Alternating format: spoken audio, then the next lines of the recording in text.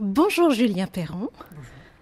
Alors, j'ai le plaisir donc d'accueillir aujourd'hui Julien Perron. Julien a un profil multiple.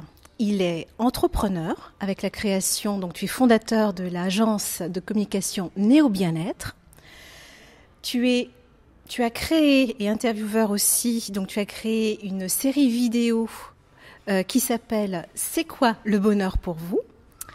Et tu es également créateur du festival de l'école de la vie. Donc, ce sont des directions de vie qui semblent converger vers une question et un objectif, c'est le fait d'être heureux dans la vie. Qu'en penses-tu? Je crois que ça va au-delà de tout ça. Si on prend le postulat de départ de la création de l'agence, on est parti on a créé un groupe qui s'appelle Néo Horizon Travel, avec pour objectif de sensibiliser les gens à avoir un regard différent sur un pays, sur une culture, bref, de voyager de manière très différente, qui est tout simplement ma façon de voyager depuis 25 ans maintenant, quoi. Et comme je pense que le voyage, c'est le meilleur outil en termes de développement personnel, sous condition de voyager seul, je me suis dit, voilà, on va créer des séjours que moi je vis depuis des dizaines d'années, et on va essayer de sensibiliser les gens autour de ça, quoi. Donc c'est parti de ça, avec une idée de semer des graines, puis après les graines, elles poussent avec le temps. D'accord, on rejoint donc l'idée du développement personnel par le voyage, parce que par le voyage, on voyage intérieurement, on se découvre dans des contextes dans lesquels en fait on sort de notre zone de confort. Mais très clairement, l'idée c'est qu'à partir du moment où tu voyages seul, tu es en connexion tout le temps avec toi, déjà dans un premier temps, et beaucoup plus en connexion aussi avec l'autre et donc avec ton environnement. Tu as déjà dû faire le test de partir avec quelqu'un et peut-être de partir seul aussi. Ce sont deux voyages complètement différents. Les gens ne viennent pas à toi de la même façon. Toi, tu ne vas pas vers les gens aussi de la même façon quand tu es à deux ou quand tu es tout seul. Et une fois de plus, tu es vraiment tout le temps en connexion avec toi. Donc si tu as envie d'en apprendre sur toi, et si tu as envie d'en apprendre sur les autres, évidemment, à mon sens, le meilleur moyen, c'est de voyager seul, quoi. Et suite à ça, 4 ans après, on a décidé de créer l'agence Néo Bien-être qui organise le festival, qui organise des rencontres interthérapeutes, qui fait beaucoup de choses.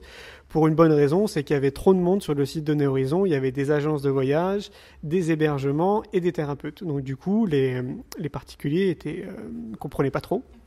Un peu perdu au niveau de la navigation, et ça nous a paru tellement logique de séparer les choses et de garder Néo Horizon, qui est la partie voyage et tourisme de notre activité, et de créer donc cette agence Néo Bien-être et de la mettre à contribution pour les thérapeutes, les professionnels du bien-être, et de manière beaucoup plus large, de continuer à semer des graines autour des médecines alternatives, des médecines douces et du développement personnel. En gros, si je synthétise de manière très, très synthétique, pour le coup, on peut considérer que ça fait 14 ans qu'on sème des graines. On a plus de 10 millions de visites maintenant sur le site et je me dis si c'est sur 10 millions de visites, il y a peut-être 1% pour qui ça a généré un déclic ou pour qui ça a été une source d'inspiration à travers un article, une vidéo, peu importe, je me dis c'est pari gagné, quoi. Donc, qui dit voyage, dit rencontre. Et dans ces rencontres, toi, tu aimes bien les inscrire peut-être finalement dans des vidéos, puisque dans le cadre donc de C'est quoi le bonheur pour vous, tu interviews un type de personnalité dans le développement personnel. Alors là, c'est depuis 1 an et demi, oui. Je suis d'accord avec ce que tu dis, mais le postulat de départ, c'était d'abord d'interviewer la population. Donc du coup, il y a 3 ans, on est parti, alors quand je dis on, c'est moi et ma compagne, où l'idée c'était d'embarquer avec moi des internautes en leur disant, je vais partir de Nantes, je vais aller jusqu'à Biarritz en vélo avec ma caméra et je vais interviewer les gens sur mon passage. Si vous voulez venir avec moi, vous venez avec votre caméra et le deal, entre guillemets, c'est que chacun interviewe 3 personnes par jour. Donc on était 12, donc je te laisse faire les calculs. On a fait beaucoup d'interviews, on a rencontré plein de personnes, c'était une histoire extraordinaire. Vraiment, humainement parlant, ça a été très puissant pour tout le monde. J'ai vu des changements aussi chez toutes les personnes qui ont participé à ce projet. En gros, on a été porté par le bonheur pendant 10 jours, c'était extraordinaire. Tu rajoutes à ça le côté liberté en étant en vélo, le fait d'être en pleine nature, la cohésion de groupe, c'était impressionnant. Et donc on est revenu, je crois, avec l'équivalent de 300 ou 400 interviews donc de public, de personnes de la vie de tous les jours. Et suite à ça, je me suis dit qu'on ne pouvait pas en rester là, c'était juste pas possible. Et comme je voyage beaucoup, il y a 6 mois de l'année où je suis en déplacement, je me suis dit, je vais profiter de mes déplacements pour continuer à interviewer la population et les gens que je croise sur ma route. Et qu'est-ce qui s'est passé? C'est un peu à l'image de ce qu'on met en place régulièrement dans nos activités. Ça a généré un buzz. Et donc du coup, des personnes ont commencé à nous envoyer des vidéos, on a commencé à rencontrer des personnes qui voulaient spontanément aussi participer au projet. Et puis voilà, les chemins faisant, ça fait 3 ans maintenant que j'interviewe des personnes un peu partout dans le monde, avec postulat depuis 1 an et demi, de me rapprocher de personnalités, en tout cas de personnes qui ont des profils un peu atypiques, qui sortent du lot et qui s'intéressent à un sujet depuis peut-être une trentaine d'années ou une quarantaine d'années. Donc du coup, ça devient des experts et je me dis qu'ils ont forcément un point de vue qui sort du lot, quoi, quelque part, quoi. Alors là, voilà, je vois, si on fait la rétrospective de ce que tu viens de nous expliquer, voyage, rencontre, personnalité atypique. Néanmoins, tu as créé, donc, je ne sais pas si c'est toi ou ton groupe du coup, tu as créé le festival de l'école de la vie. C'est donc autour de l'école de la vie, des écoles alternatives. Donc ça rejoint aussi la question, je pense, de savoir être heureux, savoir vivre ensemble, en relation. Quel est le chemin en fait qui t'a mené à créer ce festival de l'école de la vie? C'est parti de la création d'une école qui s'appelle justement l'école de la vie. Donc le postulat de départ, ça remonte à 3 ans. Alors pour être très précis, donc comme je disais, on organise des séjours aussi, vélo, yoga, méditation. Et je m'entraînais pour un séjour. Et à un moment donné, j'ai posé mon vélo sur la plage à Carnon et je ne sais pas trop ce qui s'est passé. J'ai reçu une info, on va dire. L'idée de créer une école alternative. Alors il y a une raison, hein. Moi je fais partie des enfants qui étaient différents à l'école. J'étais dyslexique, donc on m'a mis de côté. J'ai subi le fait d'être quelqu'un de différent, en tout cas étiqueté différent. Et je me suis aperçu que c'était vraiment loin d'être drôle, d'essayer de rentrer dans le moule, de s'adapter à un système qui ne nous correspond pas forcément. Et donc les années ont passé, maintenant j'ai 38 ans, et donc du coup je me suis dit, voilà, le système, l'éducation dite traditionnelle n'a pas évolué, il faut faire quelque chose pour les enfants. Voilà. Donc je me suis dit, je vais créer une école, puisqu'on n'est jamais mieux servi que par soi-même, une école alternative que j'ai donc appelée l'école de la vie. Je suis rentré de cet entraînement à vélo, j'ai écrit tout ce projet d'école de la vie et je l'ai publié à travers notre réseau. Comme on touche plus de 100 000 personnes, ça a fait un buzz extraordinaire auquel je ne m'attendais absolument pas. Et donc en l'espace de 5-6 mois, on a reçu plus de 600 emails de personnes qui voulaient participer à ce projet d'ouverture d'école. Impossible de répondre à tout le monde de manière convenable. Donc je me suis dit, on va organiser un événement, donc un pique-nique géant, où chacun vient avec de quoi manger, et ça va être un truc sympa, on se retrouve en pleine nature, et puis du coup je pourrai rencontrer tout le monde, on pourra tous échanger ensemble, et essayer d'avancer dans ce sens-là du projet d'ouverture d'école. Et ce pique-nique s'est transformé en festival. Donc la première année, il y a 3 ans, on était dans les Cévennes, et puis la deuxième année, on a fait ça à Montpellier là, en 2016, et puis maintenant on fait ça la troisième année encore sur Montpellier. Cette année, on attend 12 000 personnes, enfin, c'est un événement qui commence à prendre de l'ampleur, avec idée motrice, pas de mettre en avant le projet de l'école de la vie, mais de mettre en avant toutes les solutions alternatives qui existent dans le domaine de l'éducation. C'est-à-dire que je pars du principe que personne n'en parle. En tout cas, ce n'est pas au sein d'une éducation dite traditionnelle, donc dans une école traditionnelle où on va parler de tout ça. Et il y a peut-être plus de 1000 activités différentes pour mieux accompagner les parents, les enseignants et les enfants. Donc du coup, sur le festival, il y a 150 exposants, il y a 26 conférences, il y a des ateliers, des animations pour mettre en avant toutes ces initiatives qui existent et des experts et des professionnels qui travaillent dans ce sens-là depuis peut-être 30 ans ou 40 ans. Donc c'est un festival de l'école de la vie qui est à Montpellier, hein, en général en fin septembre au château. L'année dernière et cette année, ce sera au château de Flaugergue. De Flaugergue, pardon. C'est du 22 au 24 septembre cette année, donc 2017. C'est encore une fois de plus au château de Flaugergue. Alors pour plein de raisons, mais les raisons qui ressortent essentiellement, c'est que le château, il est magnifique. On est dans un lieu qui est classé au patrimoine, donc je te laisse imaginer, c'est très très beau. Il y a une forêt de bambous, donc on est en pleine nature. C'est un festival qui est en pleine nature, donc on est avec les arbres.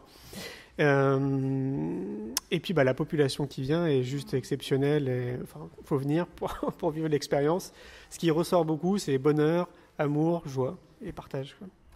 Oui, ça a l'air d'être un bon moment à vivre en tout cas, autour d'une thématique en plus de ça qui parle à beaucoup de monde. Donc l'enfance et puis nous en tant qu'adultes par rapport à la façon dont nous avons acquis ou fait des apprentissages. Pour parler plus précisément de l'école de la vie, donc c'est toujours un projet. Donc c'est qui c'est qui construit cette école? Donc j'ai compris. Hein, donc c'est toi le fondateur qui a impulsé cette idée-là. Tu t'entoures de quel type d'enseignants ou d'encadrants? C'est assez simple parce que les gens viennent vers nous. Alors le chiffre officiel à l'heure d'aujourd'hui, c'est quasiment 800 écoles alternatives en France. Donc ce qui veut dire que les gens ne nous ont pas attendus pour créer des écoles, il y en a déjà plein. Après, on vient tous avec nos idées. Quand je dis ils, c'est les porteurs de projets d'écoles ou de futures écoles. Chacun a ses idées à mettre en place. Notre postulat de départ, c'est dire que Montessori, Steiner et Freinet sont un peu pas dépassés, mais n'ont pas évolué avec le temps. Donc du coup, il faut quand même faire évoluer aussi les choses. Donc nous, on veut faire une école qui regroupe finalement tous ces courants, dans l'idéal en pleine nature, et puis en y intégrant aussi la permaculture, parce que c'est pour moi fondamental de s'intéresser à la terre et à la nature. Donc le projet de l'école, il est soutenu par quasiment maintenant plus de 300 personnes, pas réellement actives, dans la mesure où, comme je te disais, les gens viennent vers nous. Donc nous, on a créé un fichier de personnes qui ont envie de s'investir physiquement dans le projet. Mais avant tout, il faut y aller étape par étape. Donc l'année dernière, je devais prendre le temps de visiter des terrains, puisqu'il y a plus d'une dizaine de terrains à visiter. Cette année, je m'engage à aller visiter ces terrains pour voir justement s'il y a un terrain qui résonne bien avec ce que je recherche. Donc on a une demande quand même atypique. On veut être à 1 heure de la montagne, 1 heure de la mer. On veut faire donc de la permaculture sur le terrain. On veut être entouré d'une forêt, qui est une rivière aussi pas très loin. Donc c'est quand même une demande très, très précise. Malgré tout, visiblement, il y a 10 terrains qui correspondent au moins à ça, un peu partout en France. Donc si je tombe amoureux d'un terrain, après on passe à la phase alors soit construction, soit rénovation.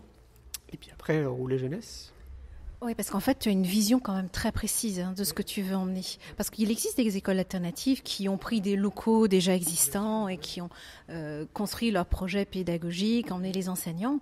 Donc, toi, tu veux y amener une certaine synergie d'être et de vivre ensemble et d'apprendre ensemble. Complètement. On se rapproche de très près des écoles dites démocratiques. Ce mot-là revient de plus en plus. Et effectivement, l'idée est simple, c'est de créer un cadre, un environnement, et d'accompagner au mieux l'enfant. De toute façon, l'enfant et l'être humain, il a envie d'apprendre, de manière quasiment innée. Donc, faut surtout pas le poser sur une chaise et le forcer à écouter quelqu'un, mais au contraire, il faut le laisser totalement libre de ses mouvements, de ses gestes et de son envie, sous condition de créer le cadre et qu'il ait vraiment tous les outils à disposition, de manière aussi intergénérationnelle, idéalement, comme je te le disais, en pleine nature, pour qu'ils puissent aussi découvrir la nature, comment pousse une carotte, d'où viennent les œufs. Ça fait partie. Ça fait partie de la vie. Oui, complètement. Oui. Donc c'est pour ça qu'on l'appelle l'école de la vie, parce que on ne vit que par l'expérience. La vie, c'est une expérience. Donc et puis d'ailleurs, on est en formation continue, si tu regardes bien. La vie, c'est une formation continue. Voilà. Quel beau projet, quel beau parcours. Merci Julien. Donc je le répète, c'est le festival de l'école de la vie, donc en fin septembre au château de Flaux-au-Gergue.